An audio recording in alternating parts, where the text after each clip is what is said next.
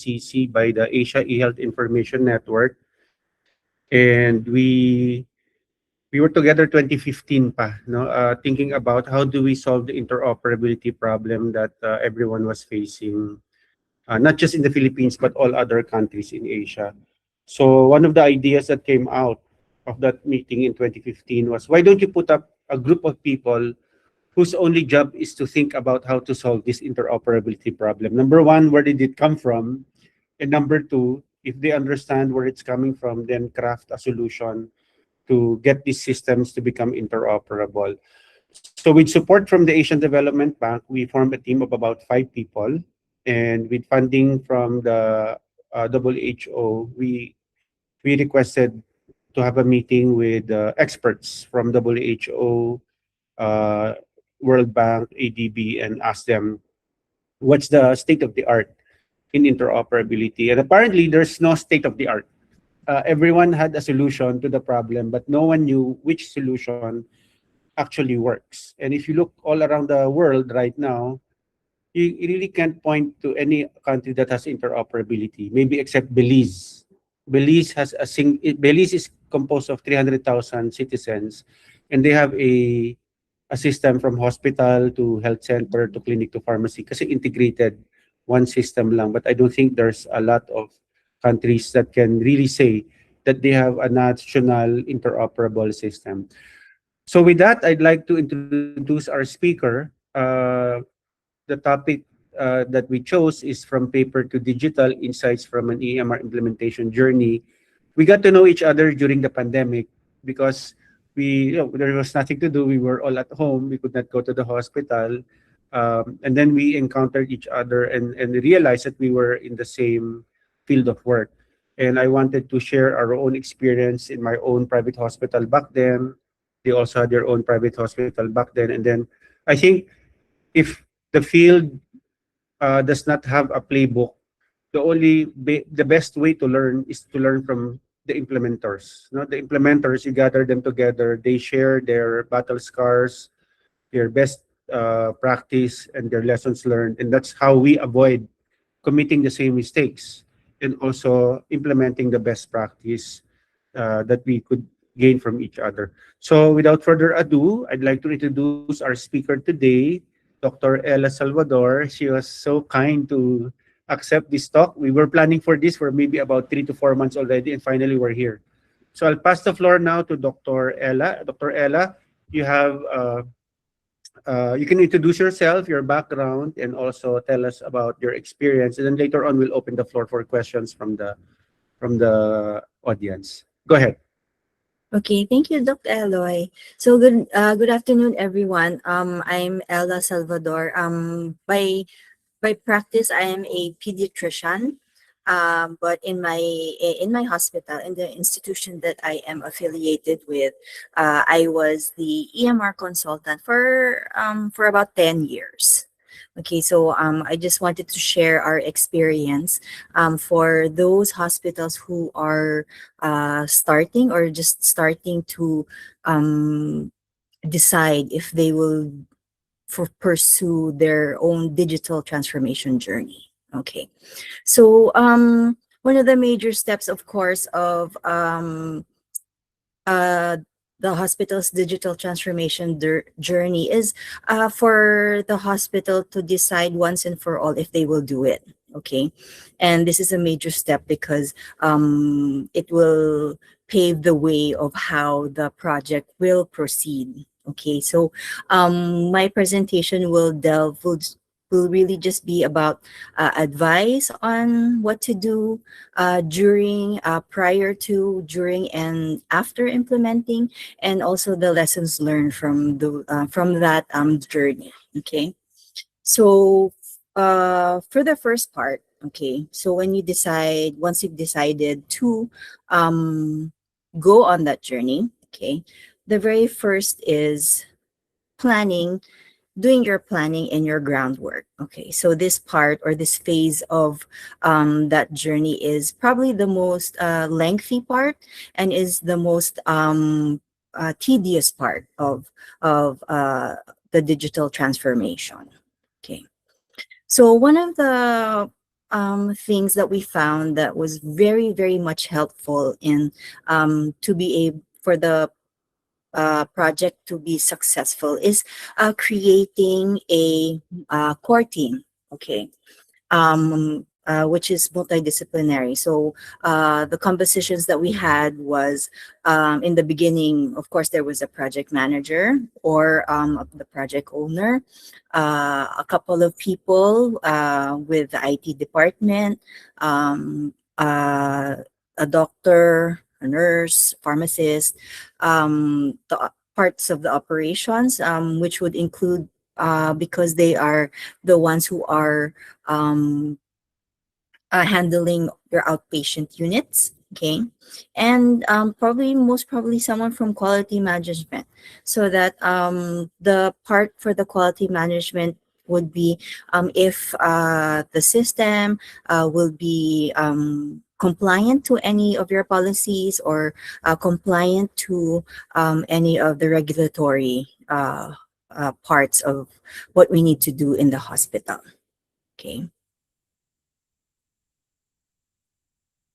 Another key factor, of course, is your vendor selection. Okay, so with vendor selection, you can have either your procurement or with the help of your IT department also in canvassing possible developers. Okay, then EMR, hospital, HIS vendors. Okay, and with whatever your hospital needs, then you can trim those the number of vendors that you have listed down to a couple, and then they can do demo for your hospitals, and then you can actually see the system that they can that they are able to provide, and from there you can select which vendor is the most suitable for your hospital.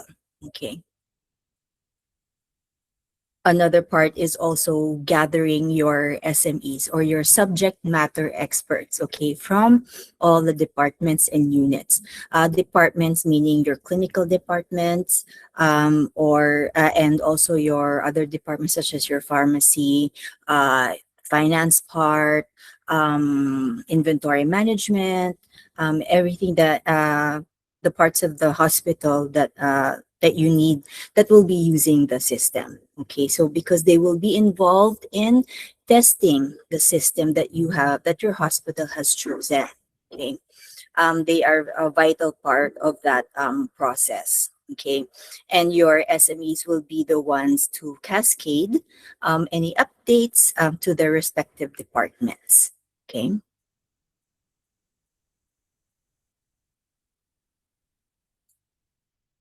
And also important also, know what your policies are, know what your processes and workflows are, as these are would these will be the blueprints of your BRS. So what is a BRS? Your BRS is a document that the business requirements specifications document that you would need to that the vendor will be needing from your hospital so that they can develop the system to your specific needs. Okay, take note that no system is perfect. No system will be able to cater to all our needs, to all your hospital's needs. So when you select a vendor, it should be the closest, okay, the closest or the the vendor that can deliver most of your needs. Okay, and this document should be per department or unit because every department will have their own specific requirements. And also, this should include your security matrix, which is the level of access of your users. Okay. Because of course, a doctor will not have the same access as a pharmacist, for example.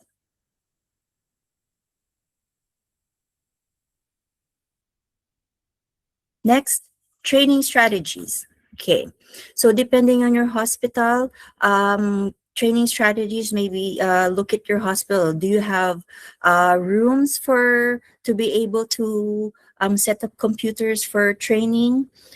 If you do not, you might consider training using creating training videos.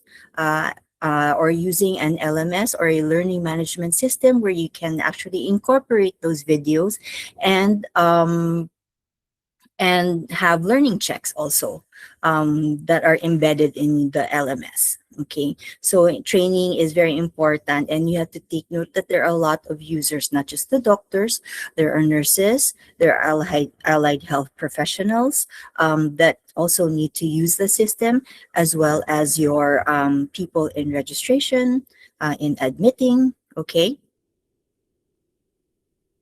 and they need training as well.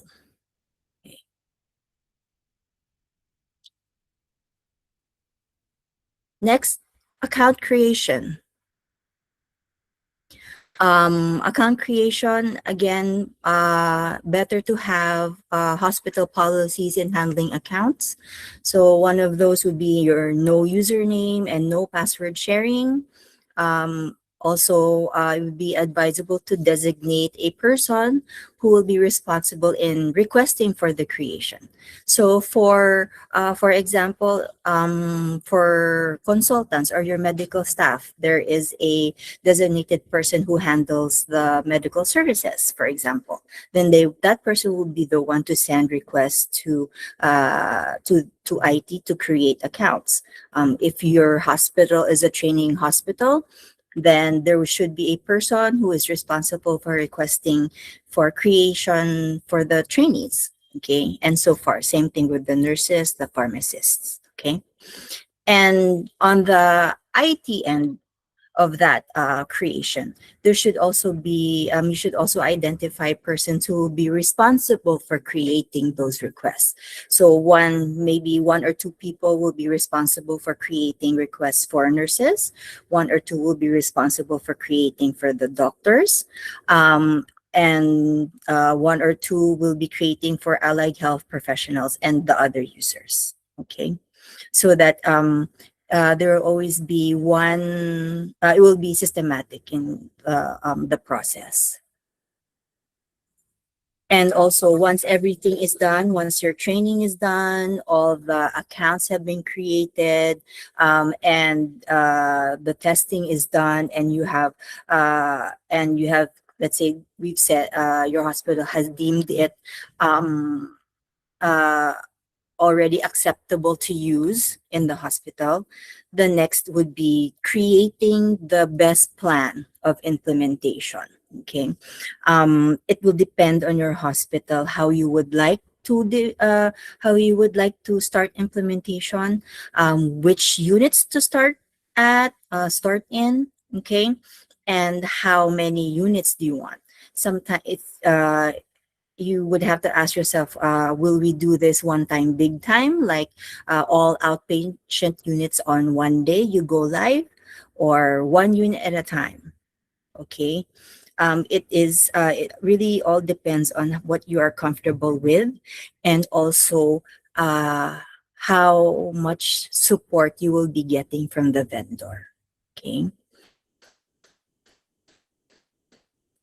And because a hospital, of course, is not just about the doctors, the stakeholders. You have many different systems that are many different platforms that are also being used in the hospital, and you have to take these systems into account when choosing a vendor.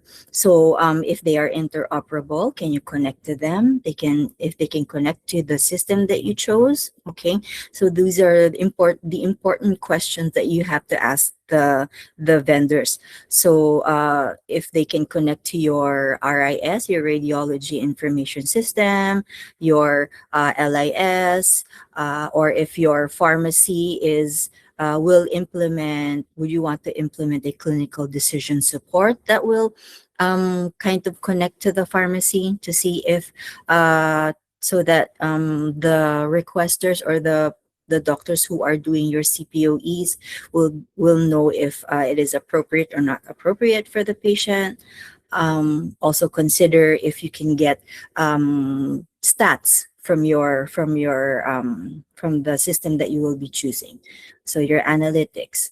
So this is probably more useful for things that we need to report on to DOH, such as your infection control, if there are any issues, your for employee health, your census on needle stick injuries, and so forth. Okay, so if you can get those analytics, that would be better. Okay, and for claims, mostly for PhilHealth, will the system be able to provide the information that you need, that PhilHealth needs, and will the system be able to connect to PhilHealth so that your hospital can send that information? Okay, so for claims. Okay, billing, such as for billing, can the system be able to cater discounts? Can you set up your senior citizen discount, your PWD discounts, any other forms of billing adjustments? Okay. Supply chain, is the system able to do your inventory management? Okay, can you, how easy would it be to add or delete products, add or delete procedures in the hospital, be able to charge appropriately? Okay, so there are many things to consider when choosing a vendor. Okay, and with all of this, especially for your RIS and your LIS, okay, would the results be automatically forwarded to your EMR? Okay, so all those connections must be tested prior to going live. Okay.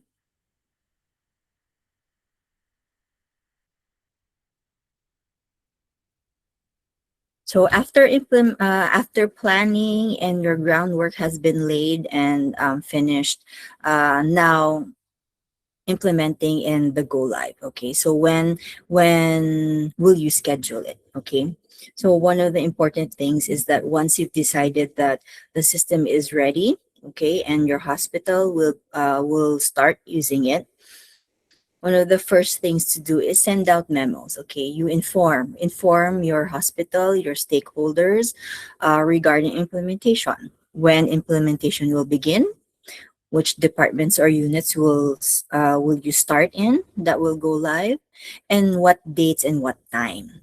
Okay, so that the staff in those units will be ready. Okay.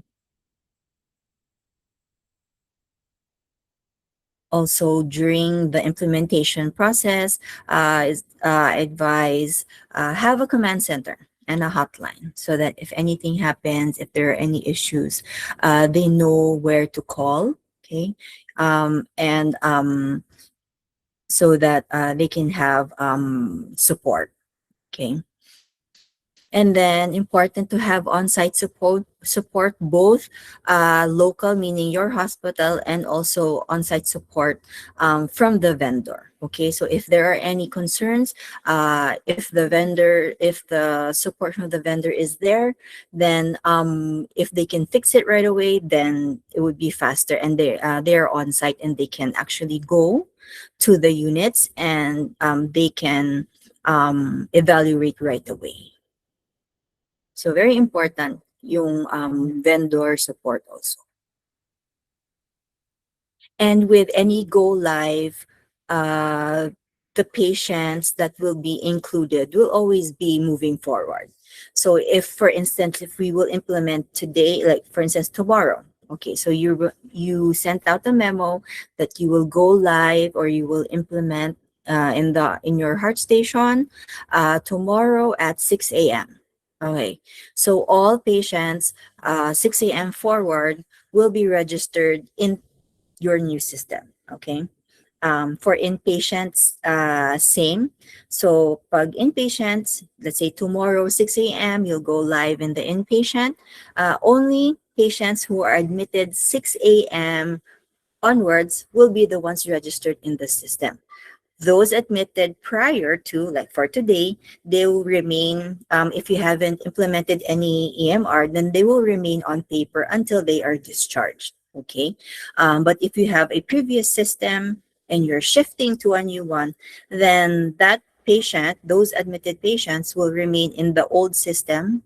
Okay. And until discharge. Okay. And then when they, only those who are admitted tomorrow will be included. Okay.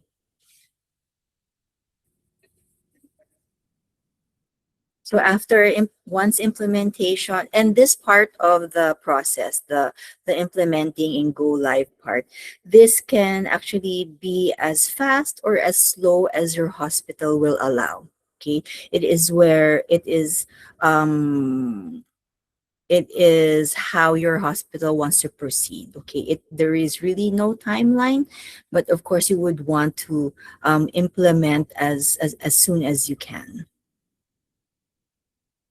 without compromising the hospital's processes and patient care.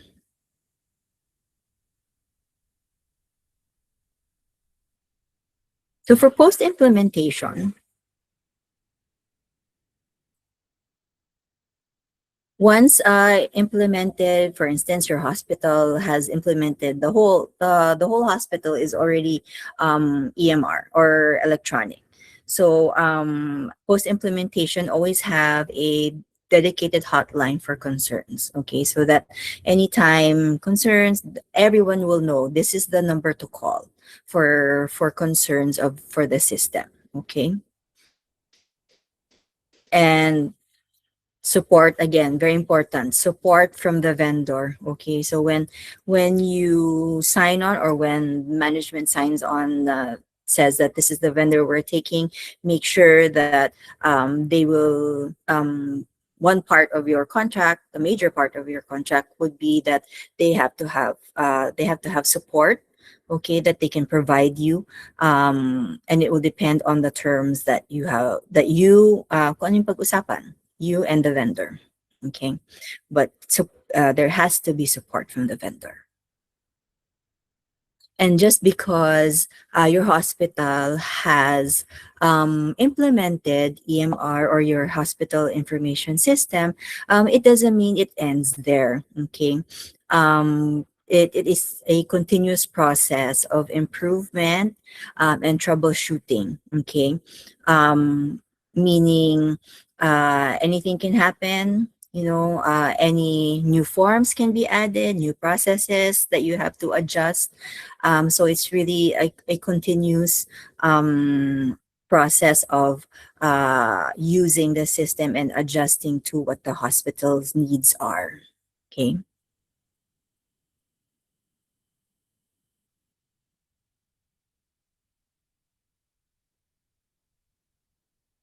So lessons learned. Okay, this is about around 10 years of implementing. So one of the biggest challenge when a hospital decides to go electronic is change management. Okay, people, syempre, when you are used to writing down things down on paper, um, uh, it is hard to transition. Okay, it's a very big challenge to transition from the written format into an electronic format. Okay, so the buy-in of the doctors and the whole community in general is one of the biggest challenges. And but once there is that, like, majority part of it, that they've accepted that they really need to use the system, then more or less you can move forward a little faster with the implementation of with the project. And also, this one, what you want is not necessarily what you need. Okay. That's why the policies are very important, because these policies in your hospital is what you need. Okay. Know what you need. And when you know what you need, you know how to prioritize your requests. Okay. Prioritizing meaning, if a unit says, okay, we need to implement this in our unit, is it regulatory? Is it financial? Does it concern patient safety? Because if anything of these, okay, these are in the hospital that I was in. These were the three major decision points on whether we had to go through or ask the vendor to change the system or to configure the system.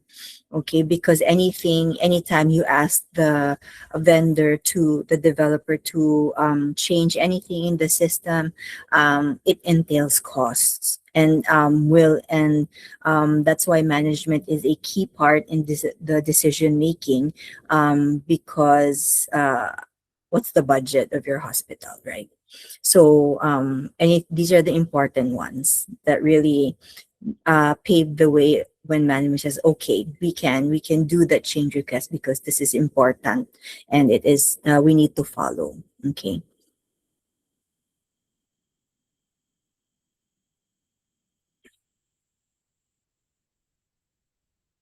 Again, I haven't stressed, if I haven't stressed this enough, have policies in place. Okay, and make sure those policies are being implemented in the hospital, because your the HIS EMR that you choose um, will have to actually follow. Are you is the system able to to deliver all that you need from your in your policies? Okay. Are they able to cater the important things that you need? For instance, what like for pharmacy, will they be able to do your automatic 7-day automatic stop, or yung mga yung the surgical antibiotic, the 24-hour surgical prophylaxis, are they able to do that? Are there So you have to have your policies in place. And again, modes of training. Okay. Take a look at your hospital. Yeah, if you have the space to set up computers, desktops that you can do face-to-face classroom type training. If not, better to do training videos. Okay, step-by-step training videos with succeeding learning checks, so that you know that the viewer or the user is able to understand. But then again, of course, when you train, you will not expect everyone to know how to use the system right away, because it really takes practice. It really takes the user going into the system, logging in, doing all the things that are in the videos to be able to really understand and know uh, how easy it is to use. Okay, and then even along the way, when they use it, they still might have suggestions. Any suggestions in improving the system, so that those suggestions are always welcome. And then and if it's deemed like very much, if it will really improve the system and how the user interface is, or how the user will use it, then maybe management can decide if we need to change anything in the system. Okay. um and also the training is continuous, because there will always be new consultants. If your hospital is a training hospital, the turnover of your trainees, all of that, you will have to train the interns, the residents, the fellows. Okay, so that's every year, new batches. So the training is continuous. So you have to find a training strategy that is sustainable to do. Okay.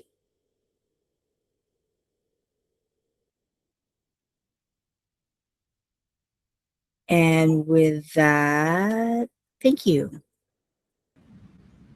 Thank you, Doc Ella. Wow, amazing. 10 years. Yes, Pando. There was a paper by Richard Hicks around 2005, and he said that if a health information system is up and alive after 1 year, that is a successful implementation because in general, many health information systems projects fail. So if you Mhm. get through 1 year, that's already a success. 10 years is a lot. Yes, go ahead, Professor Jong. Go ahead. Open your microphone.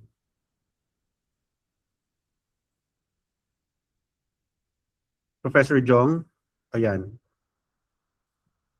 You're on mute. Ay, you're on mute po. Teka. Ayan, better.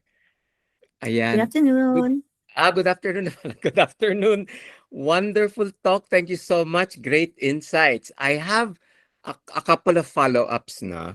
So one, what happened to the paper medical records people in the old hospital when you transitioned? What happened to them? Mm, So second, meron mm-mm. pa. And what happened to the paper records? So I just wanted Okay. to ask those. Sige. Okay.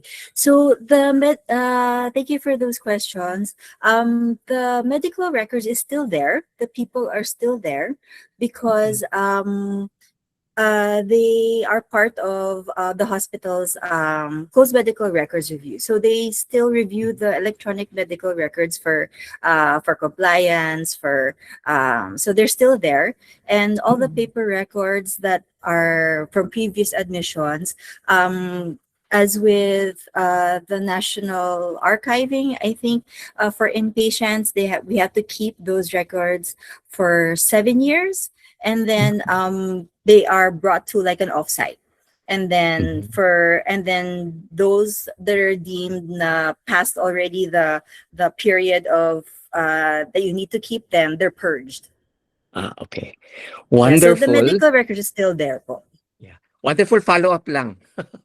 One would be, so, and the reason I ask those is because usually the medical record people are nervous about this type of change, and we have to address them during change management. What happens to the Mhm. people who are handling paper medical records? And I always emphasize that when I'm teaching implementation, these types of implementation, but it's not always clear, what happens to them.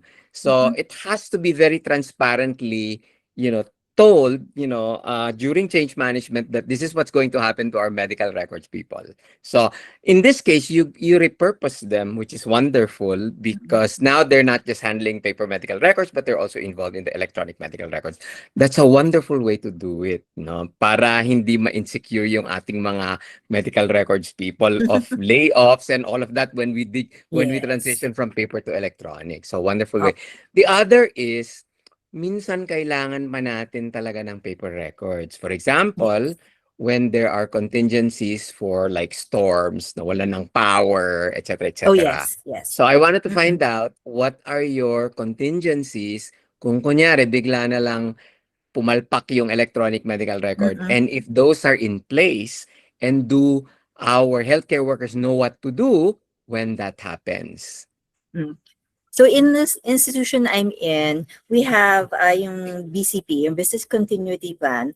So there are forms in our EMR. So there's those forms also have a paper version of them, and which are stored in the stations of the nurses or in the units, so that anytime the system is down, they are informed. Actually, all Mm-mm. units and all nurses stations are informed that when the system is down, they revert back to paper, so they know what to do. They know which paper, they have all the papers there in the station that they need. Yeah. Yeah. Excellent. Thank you so much. That was great insights. Thank The you for. patients kasi are not yet digital, so they still go to the medical records department Yes. at Mm-mm. their official clinical abstracts, their Yes, and their OR documents. tech po. Yes. And Yeah. then in my previous hospital, the medical records department, on paper, they nag the doctors to complete the medical record because the JCI the Mm-mm. JCI evaluators are coming in. Even in Yeah. electronic, because even in electronic, they also have to digitally sign their documents, Yes. especially those that were ordered by residents on behalf of the consultants. Those end up in the pending for a Mm-mm. signature by the consultant. So the medical records people are the ones who follow up. they create this, it's like a campaign. Come Yes. over here, there's coffee, there's donuts, and then please sign all your pending Yes. paperwork.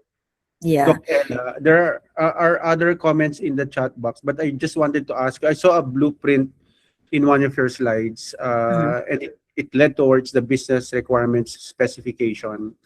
I think that's a very important document because that becomes a reference point for everything that you have in the current state and everything that you want to have in the future state, and that Yes. becomes a sort of like a contract, within the organization, with the vendor, with everyone. Yes. This is the blueprint or what we're going to do. Did you develop that blueprint homegrown, or did you use a framework in developing that BRS over? Uh, no framework. We developed it on our own, based on what we had, using the policies that we had. Thank you. So one of the things that are developing recently is the World Bank Digital Health Blueprint Toolkit. They just released it last November, and I think it's just starting to gain ground. I think a lot of the what you have in the BRS is also in that Digital Health Blueprint Toolkit. But they formalize the process as a series of documents and workshops that if you go through these activities, then it becomes your digital health blueprint. No, it Mhm. would have been good if we had. I didn't have that. No, when I was implementing the Yeah. EMR in the hospital, I think it's a good tool to have in the armamentarium now. No, so that when you have a blueprint, then people ask question, why are you doing this that way? Then you can say Yeah. I followed an international blueprint. Yeah. We have Mr. Alan Devilla from PhilHealth. Yes. Alan, go ahead, ask a question. I Doc. Hi, ma'am. Hello po. Actually, just a few questions, kasi um, in PhilHealth, we're going to a full digital. Mm. Kasi right now, to submit some PDF, wherein there are signatures on it. So actually, we're going to jump into a fully digital data going there.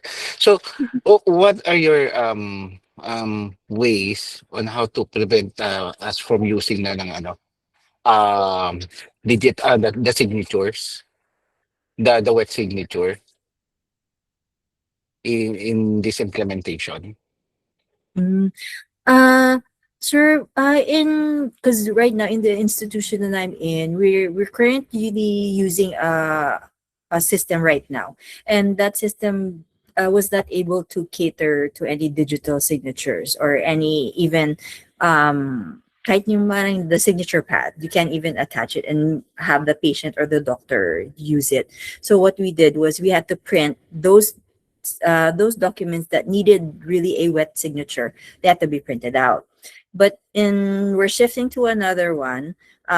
This new system that we are shifting to, kaya niya. So we can use the tablet for them to the patient and the doctors or any users to sign the document, like right then and there.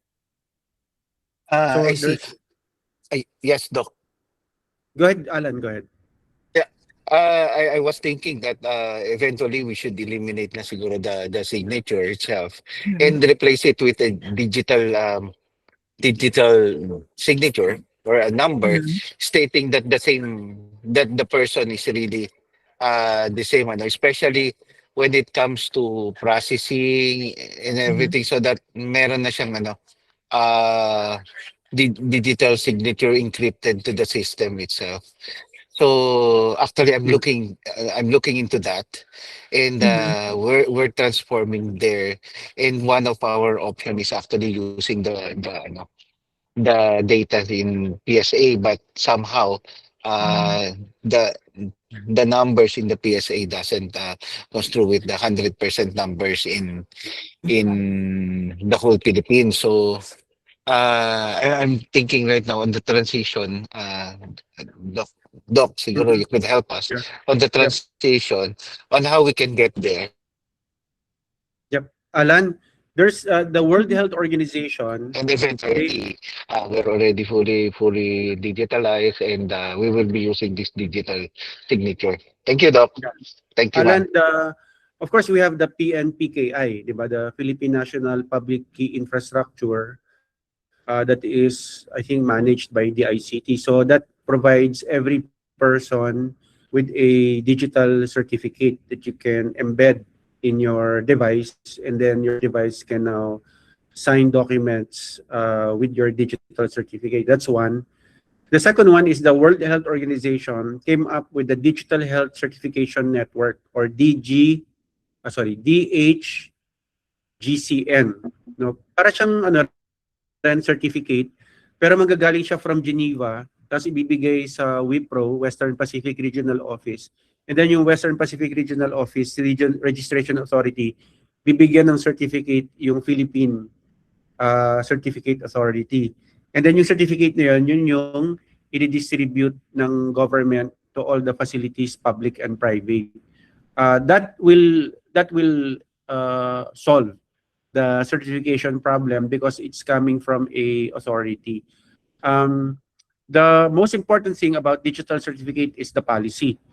The policy that we will not anymore sign the paper records, and we will now sign the digital records. And the way we will do it in our institution is you have to enter your password again. So in the system in our hospital, when you make an order, so you type your order in the CPOE, when you click submit, your password will come out again. And then you have to type it again. And that is the proof that you are signing that particular set of orders. Now, Yes. if we did not write that into policy, that's still not valid. It has to be the implementation and the policy. And those need to be aligned with each other. And once it is aligned, then that becomes a system of record. Fact na siya. No? So that later on when PhilHealth or DOH comes in and performs an audit of the system, you will look at the policy, you will look at the implementation and the practice, and then that is the proof that indeed the hospital is using the digital certificate system correctly. Yes. Go ahead, Alan. Sige pa. Nakamute ka, Alan. Actually, Doc, ma'am. Okay, sorry. Okay na, Doc? Can I be heard? Go ahead. Hello? Yep. Hello? Hello? Oh, yeah. Go ahead. Doc, can we do this in parallel? Like, for example, we cannot siguro, ano na, 100% that the total number of those people who will be using this have already a digital signature. So, can we do it in parallel? Like for example, implementing a policy na naka-state din doon na in parallel run siya. That for some of the facility that could already engage in a digital signature, can already start that. Siguro ba parang may ano lang, may advantage lang so that total number of the institution will be transferring to a digital signature. Well, for those we still cater, but meron lang siguro something. But can we do that policy na having two as an option? I think yes. Parallel is okay. We can do that. I think the business as usual is handwritten wet signature on paper. Okay na yon. The policy that's missing is what is acceptable digital signature. So let's write that down. Let's circulate it. Dr. Ella is here. Dr. Art, Dr. Patrick, other implementers are here. We can, as a community, we can define it.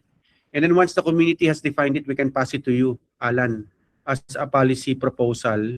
So that hindi ka na mahihirapan, di ba? Parang alam mo na kagad na nag-usap na yung community of implementers, yung mga gumagamit ng EMR, ito yung kaya nila.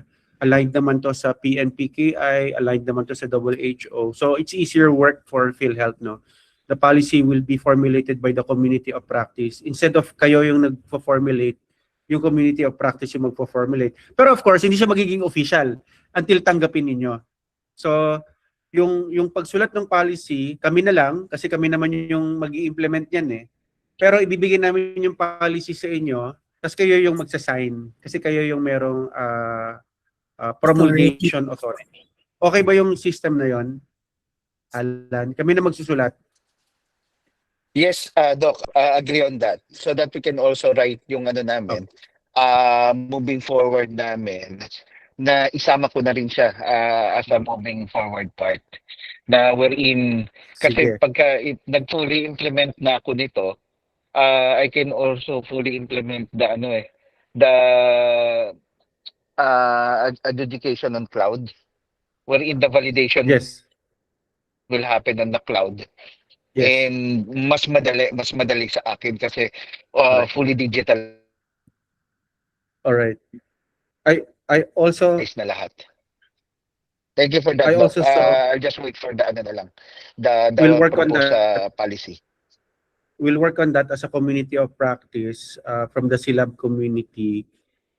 Recently, I also saw in the CIO Forum Foundation group chat, the Supreme Court is recognizing 3 companies that can issue electronic notarization. So we will explore that, no? We will explore that. What is the role of this electronic notarization? May tanong kasi si Les, he questioned, for medical legal cases also, will our courts acknowledge digital signatures? So I am not a lawyer, so maybe that's another speaker we can invite, no? Attorney Elson Manahan is an IT lawyer, also works with St. Luke's, no? Maybe he has some ideas about how to do that. Good, good. Any more questions? So we have the World Bank Digital Health Blueprint. I suggest you look at it. I don't know if you were able to find the link. Google nyo lang, World Bank Digital Health Blueprint Toolkit. It's freely downloadable. Yeah. And then you can use it. No? JL, maybe you can get the URL and then type it here. So there was already a group of people who were trained on this. I think there were around 15 countries. They sent delegates and they were trained on this. I embedded this into my master's courses. My students, they conduct the workshop kasi there are 5 workshops in the World Bank Digital Health Blueprint Toolkit. It's good, no? It's a multi-sectoral process. It has a framework. And the output is the same. Dr. Ella, it will be your business requirement specification, but it can go down to the detail of the application programming interfaces, APIs. No? So I'm sure when we deal with the vendors, they always have these proprietary solutions behind Yes. their technology. So Yes. even that, if you use the World Bank Digital Health Blueprint, that needs to be surfaced even before the bidding. Yes. So that when whoever vendor wins, all the API is transparent and open source. Yeah. So Important questions to ask the yes, vendors if they have APIs for your present systems in the hospital. correct. So JL already pasted the URL to the toolkit. So Doc Ella, 10 years is a lot. But I heard you're shifting to a new system. Yes. So what's the reason for shifting to the new system? The current system is and the OS is I think obsolete. Nothing to build on anymore to improve. So this new, and it's not web based. So it's hard to upgrade. So the hospital decided to shift to another one that's web based, so easier in updating the system. Okay. So modernization, keeping Yes. up to date with current trends, RESTful APIs, etc.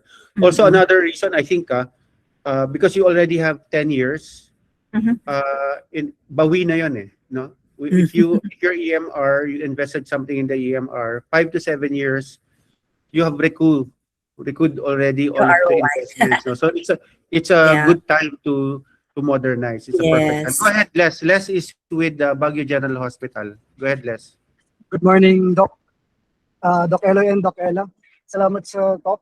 Good I morning. was ask ko lang, Doc, kasi how do you handle legacy data from your old 10-year HIS EMR to the new HIS? I mean, Mm, kasi you mentioned a while ago na moving forward yung data nyo. yes. Shouldn't we as when we're looking at new HISs or EMRs, we should require data migration from legacy to the new system? Paano niyo po na address yun sa inyo? Mm. Thank you. Okay.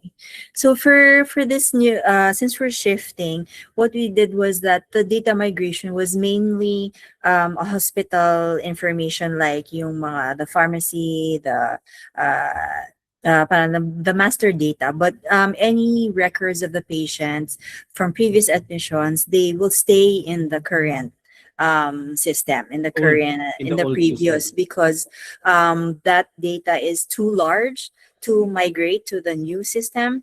Baka mag-crash din siya. So the old system that we have will not be shut down talaga.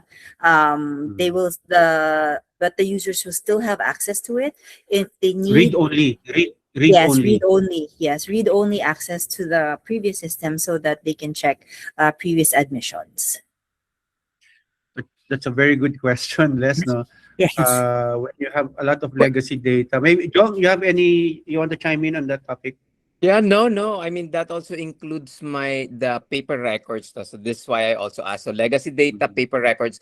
So you mean to say kung hindi niyo ma-migrate yung legacy data niyo, then the doctors will have to access to systems whenever a Yes. patient comes in. Ah, Yes. di ba madugo yun? Di ba nagrereklamo yung mga doktor? Yan po yung magiging trade-off namin na ano, because the admission data, the orders, it's too large of a data set to transfer to the new one. But you don't need the entire data set. It could be a No, no, summary no. data set that you can Mhm. that you can migrate to the new system. Keep the old, all the big data in the old system, but Yes. migrate maybe only a summary of the old data set into the new system. So the doctors don't need to like access the old system anymore. Only unless absolutely necessary. Yes, only absolutely necessary. But what we're doing is that kasi since naman when the patient comes in, the doctor still interviews them anyway, so they will be able to get whatever the past admissions are. So maybe it would Mhm. be actually less access to the Yeah, no, old. unreliable. Yeah, Unreliable yung interview. yeah, You have to go yeah, back to the data, but you yeah. have the international patient summaries, which would be a lot probably less bulky. No, but I would Yes, not, that's rely true. on those interviews because yung recall is not always the Yes, right, that's true the po. correct data. So, That's sige. true po. Yeah. Doc So Art, anyway, ang suggestion ko would be international IPS. patient summaries, migrate some of the data but not Okay. all. They can go back to Yes. the old data if Uh-huh. absolutely necessary. Yes. So anyway, suggestion lang naman. Thank you. Thank you. Thank you, All right. John. Doc Art, go ahead. Okay, so maybe just to share the transition, no, from the first transition is from paper to EMR, no. So what basically happened is that for the hospital where Doctora Ella implemented it first, all the paper charts were already scanned to a particular document management system. So Oh, yes. when they were implementing, all the medical records was accessed through that system while they were continuously implementing. So that's from EMR paper to, so from the medical records, the paper to EMR. And maybe from one EMR to the next EMR, that's what the good doctor was suggesting earlier. Maybe a good summary of certain points of the Mhm. medical record of the particular patient can be actually transferred or moved, no, to the next EMR. That's it. Thanks. Thank you, Doc Art. No, Thank I think you. what's emerging is that there are patterns of problems that we all face. Selecting a vendor, migrating data, digital signatures, convincing doctors, and this is the goal of these webinars, to get to get people who share the same problem to share solutions that work Yeah. and also solutions that did not work so that we will not do it again or anymore because it did not work. But it's really a community of practice. No, for example, Alan, we appreciate his presence here. He raised a policy question. This is really hard for PhilHealth. No, if PhilHealth writes the policy for all hospitals, and then all hospitals have a difficult time following the policy, it becomes a tug of war, and it becomes an argument. But if Alan can just suggest to the community of practice, can you guys work on a agreed digital signature framework that you guys can implement, because you yourselves formulated the policy, you created the test bed for it, you experimented in it, and then you tried to hack the system, and then you saw that it's bulletproof or at least foolproof up to a certain extent. Then as a community of practice, grupo tayo, we go back to PhilHealth and tell them this is the working system. When you sign this as policy, in 1 month we will succeed, because it's already the implementers who are designing that IT system, not PhilHealth. Because PhilHealth is not a hospital. PhilHealth is an insurance company. They receive data, they process data, they give us money. But they don't do hospital information systems. No, they're not very familiar with the workflow, the politics, the data governance. So by delegating this work to this committee of practice, I think we can do a lot of support to DOH and PhilHealth. DOH as a new secretary, PhilHealth as a new president. I think they will welcome this emerging, parang bottoms-up approach to IT transformation of the healthcare system, as opposed to top-down approach na maglalabas na lang ang PhilHealth ng e-claims version 3, tapos nagkukumahog tayo lahat later on how to match it. No, I suggest, and I hope I can convince Alan, let's invert it. No, you tell us what is your vision, and then the committee of practice will design the standards-based interoperable solution for it. Even write down the policy. Confident na ako kasi may AI na to write the policy, di ba? And then give it back to PhilHealth with the guarantee that we already conducted a connectathon with these digital signatures. And we even hired hackers to hack the system during the connectathon, and they were not able to do so. So by forming this community of practice, we are strengthening the Philippine healthcare IT environment. And I thank everyone for joining. We only have 1 minute to go, because this is the start of the community of practice. These are people who are interested, invested into developing very good IT systems in support of universal health coverage. And this is the point of our weekly webinar. So I'll give the final minute to Dr. Ella for her final words, and then please stay behind for another 15 seconds for our photo opportunity. Doc Ella, final words, please. So thank you, Doc Eloy, for the opportunity to share my experience. And I think all my all the experience, all the knowledge that I have is self-taught. So it's good I can share with everyone, and to be able to help those who are still in the beginning stages of digital transformation and those who are already in the middle of digital transformation. So anything to help, I'm glad I got this opportunity. Thank you. Thank you very much, Dr. Ella. You have a lot of wisdom, and thank you for the sharing of that. Very candid and also very honest. Thank you very much. Palakpakan po natin.